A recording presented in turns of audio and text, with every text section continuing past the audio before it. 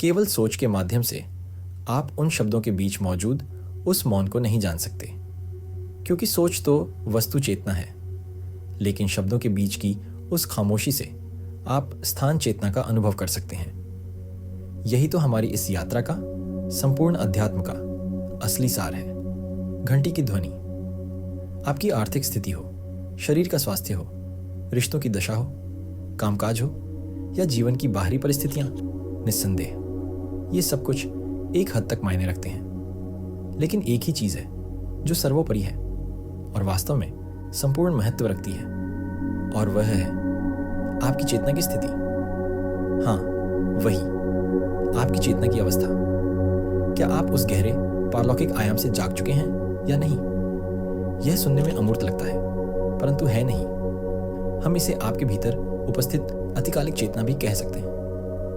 मैं इसे तुरंत परिभाषित नहीं करूंगा, क्योंकि सच तो यह है कि इसे परिभाषित किया ही नहीं जा सकता, बस उसकी ओर इशारा किया जा सकता है। शब्द उसका स्थानापन्न नहीं, केवल मार्गदर्शक हैं। जैसे बौद्ध परंपरा में कहा गया है, जो उंगली चांद की ओर इशारा करती है वही चांद नहीं होती। इसलिए आज रात मैं जो कुछ कहने जा रहा हूं, उसमें से किसी भी बात को आपको आंख मूंद कर मानने की जरूरत नहीं है। मैं आपसे किसी विश्वास की अपेक्षा नहीं करता। कभी कभी मैं चेतना के दो स्तरों की बात करता हूँ।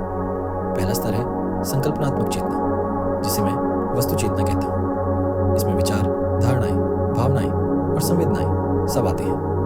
वे उठते हैं और फिर विलीन हो जाते हैं। विचार, भावनाएं, संवेदनाएं ये सब वस्तु चेतना के अंश हैं। एक के बाद एक अनुभव आते जाते रहते हैं। विचारों की नदी बिना रुके बहती रहती है।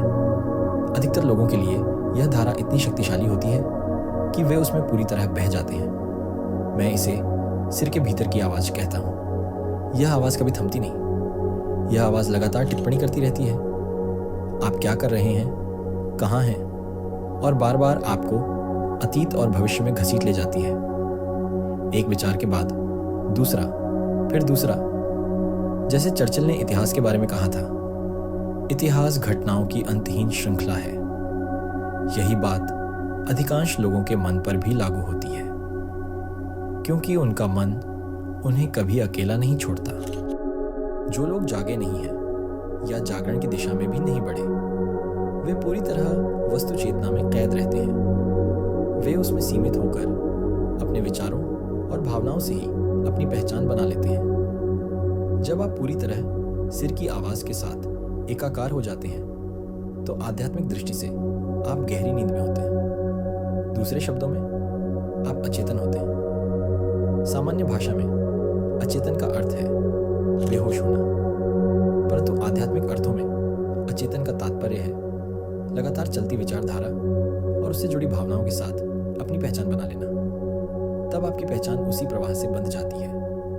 हर विचार में मैं का बोध जुड़ा होता है, और तब आप पूरी तरह उसके जाल में फंस जाते हैं। लोग अक्सर कहते हैं, मैं सोचता हूं, पर वास्तव में अधिकांश लोगों के लिए सोचना कोई स्वैच्छिक प्रक्रिया नहीं होती। यह बस अपने आप चलता रहता है।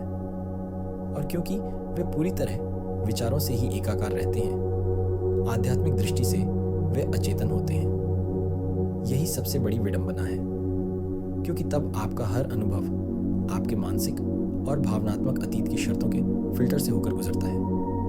इसलिए आप कभी भी किसी वस्तु या परिस्थिति को वैसा नहीं देख पाते जैसी वह वास्तव में है।